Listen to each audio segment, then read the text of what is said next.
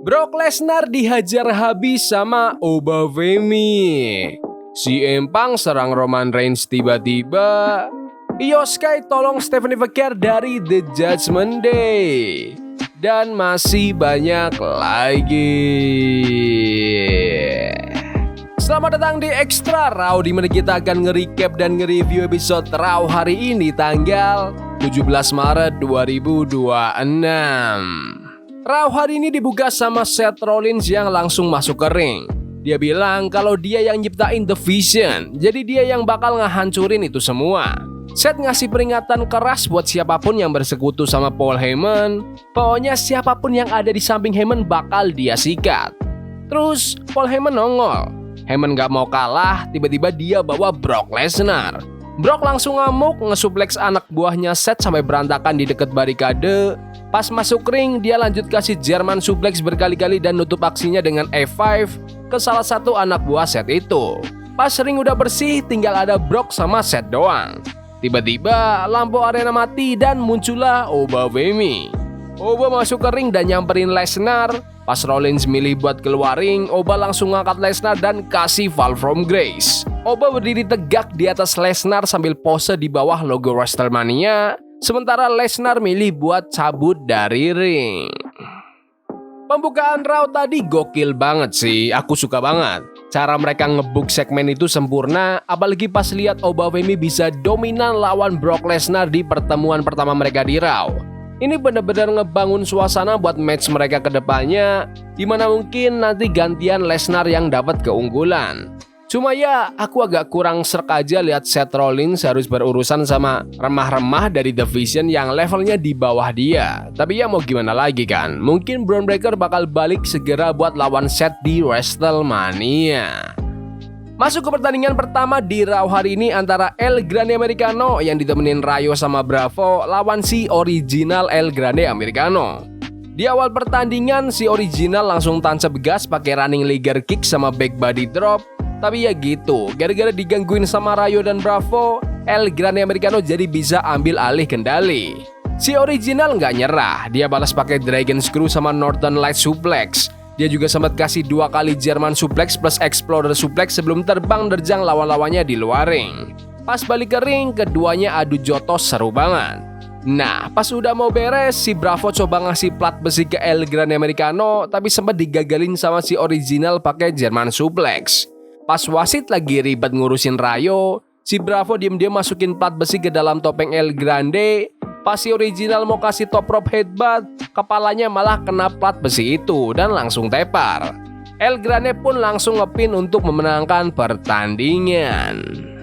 Pertandingannya tadi seru dan cepet banget, tapi menurutku pribadi aksi kayak gitu bakal lebih masuk dan dapat respon lebih pecah kalau mainnya di AAA.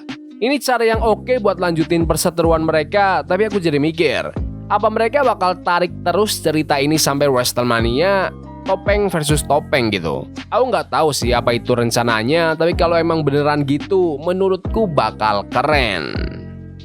Sempat ada salingan bentar, Danhausen muncul di entrance ramp sambil bagi-bagi merchandise ke fans.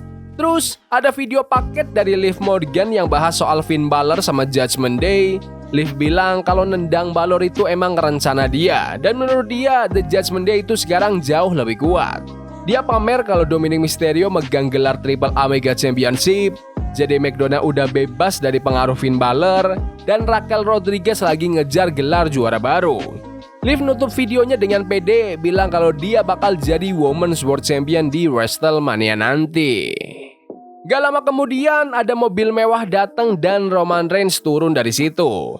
The Usos langsung nyamperin dia. Roman bahas soal omongan CM Punk yang bawa-bawa keluarganya. Roman bilang Punk bakal nanggung akibatnya. Mereka juga bahas soal Punk yang ngatain Roman itu pegulat part-timer. Roman negasin kalau keluarganya udah bertahun-tahun hidup di jalanan atau touring, dan sekarang prioritas dia adalah buat istri sama anak-anaknya. Jack kesel karena Punk gak minta maaf, tapi Roman nenangin dan bilang kalau dia sendiri yang bakal maksa Punk buat minta maaf. Lanjut ke pertandingan perebutan gelar Women's Intercontinental antara AJ Lee melawan Bayley. Awalnya sih seimbang ya, sampai AJ boleh dapat momentum lewat crossbody. Bailey balas pakai neckbreaker dan sempat dominan lewat suplex sama injekan-injekan maut di sudut ring. Pas makin panas, AJ berhasil nge-counter Bailey to Bailey jadi bulldog, terus lanjut pakai spinning kick dan standing slice bread. Bailey sempat balik neken pakai running knee dan akhirnya sukses nancepin Bailey to Bailey. Di detik-detik terakhir, Bailey coba main cantik pakai top rope elbow drop tapi AJ menghindar. AJ langsung kunci Bailey pakai Black Widow di tengah ring. Bailey nggak kuat dan akhirnya tap out. AJ Lee sukses pertahanin gelarnya. Tapi pas lagi ngerayain kemenangan, tiba-tiba Becky Lynch nyerang AJ dari belakang. Petugas keamanan udah coba misahin, tapi Becky malah makin beringas. Dia ambil sabuk itu dan langsung ngehantam kepala AJ pakai sabuknya sendiri. Kalau menurutku, tadi itu match yang sangat oke, kompetitif dan seimbang dari awal sampai akhir. Bailey emang gak pernah gagal kalau soal bikin match yang solid, dan AJ Lee juga tetap kelihatan tajam di ring padahal baru balik dari absen lama. Gak ada komplain deh buat yang ini, bener-bener suguhan profesional wrestling yang mantap. Penta masuk ke ring sambil tenteng sabuk Intercontinental Championship. Dia bilang kalau dia siap lawan siapa aja buat pertahanin gelarnya. Gak pakai lama, Dragon Lee keluar buat nantang dia. Pertandingannya seru banget. Di awal, Dragon Lee langsung dapat momentum lewat running hurricanrana sama pendulum dropkick. Tapi Penta nggak tinggal diam. Dia balas pakai super kick dan handstand dropkick sampai Lee terpental keluar ring.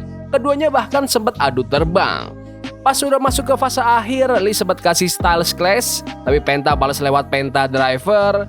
Lee nyoba lagi pakai Operation Dragon, tapi akhirnya Penta cerdik nge-counter serangan Lee dan langsung nancepin Mexican Destroyer untuk memenangkan pertandingan.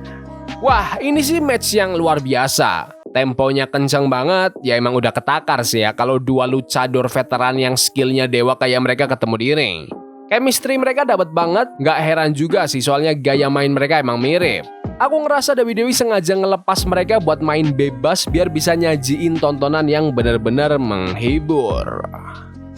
Pindah ke backstage, Paul Heyman lagi duduk santai di locker room terus disamperin sama Logan Paul dan Austin Theory. Theory usul buat nyerang Seth Rollins tapi Heyman nolak. Dia bilang mereka butuh daya tawar yang lebih kuat. Caranya ya harus pegang gelar juara lagi. Heyman nyuruh mereka fokus buat rebut gelar tag team dari tangan The Usos. Logan Paul setuju-setuju aja, malah dia nambahin kalau mereka juga bakal urusin LA Knight. Terus ada pertandingan antara Natty lawan Maxine Dupri. Natalya mainnya agresif banget dari awal. Maxine sempat coba lawan balik pakai spinning kick, knee strike sama suplex lanjut ke leg drop. Pas akhir laga, Maxine coba nyerang dari tali atas, tapi Natty menghindar dan langsung kasih discus clothesline. Natty pun langsung ngunci Maxine pakai sharpshooter di tengah ring sampai Maxine tap out. Pas udah menang, Natty nggak langsung lepasin kunciannya bentar. Terus dia teriak ke kamera kalau The Dungeon masih ada dan makin ngeri. Match ini emang dibikin singkat biar Natty dapat kemenangan dan makin kuat karakter heel-nya. Aku seneng lihat Natty bisa menang telak kayak gitu. Tapi kayaknya ini masih tahap awal banget deh. Natty kayaknya masih bakal terus-terusan ngehajar Maxine sebelum akhirnya si tokoh jagoannya dapat momen buat balas dendam. Di lorong backstage, kita lihat Randy Orton baru beres teleponan. Pas mau diwawancara, dia nolak dengan halus. Dia bilang omongan orang-orang belakangan ini bikin dia mikir lagi soal apa yang dia lakuin ke Cody Rhodes di SmackDown kemarin. Orton bilang dia sadar siapa diri dia sebenarnya, yaitu seorang killer. Dan dia ngumumin bakal datang ke SmackDown minggu ini. Di sudut lain, Dragon Lee lagi ngobrol sama Jevan Evans sambil pegangin lehernya yang sakit habis tanding tadi. Terus Kofi Kingston dan Grayson Waller nimbrung dan bahas soal pentingnya milih temen tongkrongan. Tiba-tiba Danhausen muncul dan bawa-bawa nama The New Day. Tapi malah diusir karena nggak diundang. Danhausen kesel dan nyumpahin mereka semua kena kutukan sebelum dia cabut. Lanjut, ada duel antara Stephanie McMahon lawan Raquel Rodriguez yang ditemenin sama Liv Morgan di pinggir ring. Fakir langsung coba roll up di awal, tapi Raquel yang menang tenaga langsung dominan. Fakir nggak mau kalah, dia kasih leg drop, drop kick sama knee drop pas di apron. Tapi ya gitu, Raquel emang kuat banget dan terus neken Fakir. Pas sudah mau klimaks, Fakir kasih Meteora dan sukses ngehindar dari corkscrew elbow-nya Raquel. Liv Morgan nyoba ikut campur di pinggiring, tiba-tiba Io Sky datang dan nyerang Liv. Raquel yang lihat temannya dihajar langsung keluaring dan banting Io ke meja komentator. Pas Raquel balik ke ring mau banting Faker dari tali atas, Faker malah nge-counter jadi roll up untuk memenangkan pertandingan.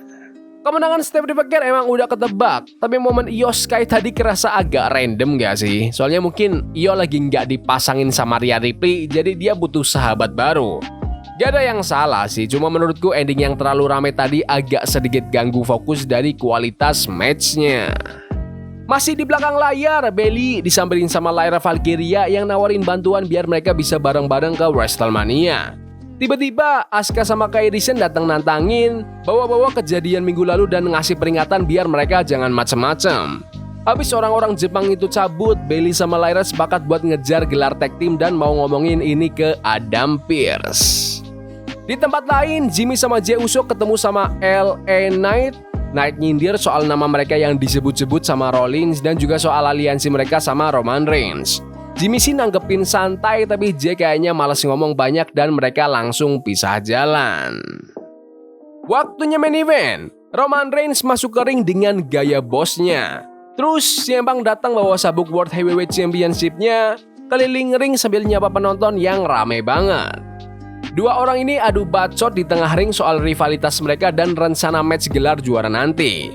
Punk bilang dia udah berhasil masuk ke pikirannya Roman dan dia yakin banget di WrestleMania nanti dia bakal ngalahin Roman. Roman balas ngeledek, dia ragu Punk bisa tanding di level tertinggi dan bilang kalau secara fisik pun Punk gak bakal bisa nandingin dia. Suasana makin panas pas Punk tiba-tiba daratin forearm yang keras ke muka Roman. Adam Pearce sama petugas keamanan langsung lari masuk ring buat misahin mereka biar nggak tawuran. Punk keluar ring sambil senyum puas, sementara Roman berdiri di ring sambil ngomong ke kamera pas Raw hari ini beres. Segmen adu bacot yang panjang sama kayak dua pertemuan mereka sebelumnya. Kalau ditanya siapa yang menang omongan kali ini, menurutku sih Roman Reigns. Dia punya poin-poin yang kuat banget soal dia jadi superstar WWE paling sukses sepanjang masa. Dia lebih gede, lebih kuat, dan lebih hebat dari CM Punk.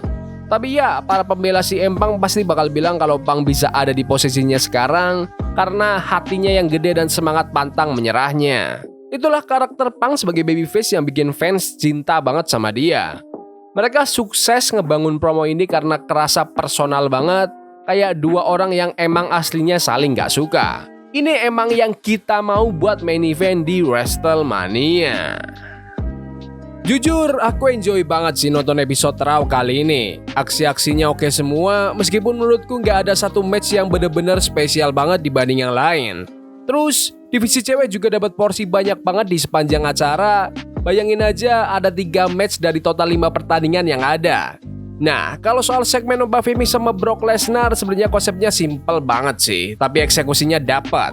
Kalian denger sendiri kan gimana penonton di arena sorak-sorai pas momen itu. Reaksinya gokil abis. Aku juga seneng lihat promo antara Roman Reigns sama CM Punk lagi.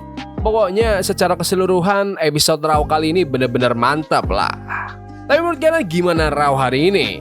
Bagus? Gak bagus? Komen di kolom komentar.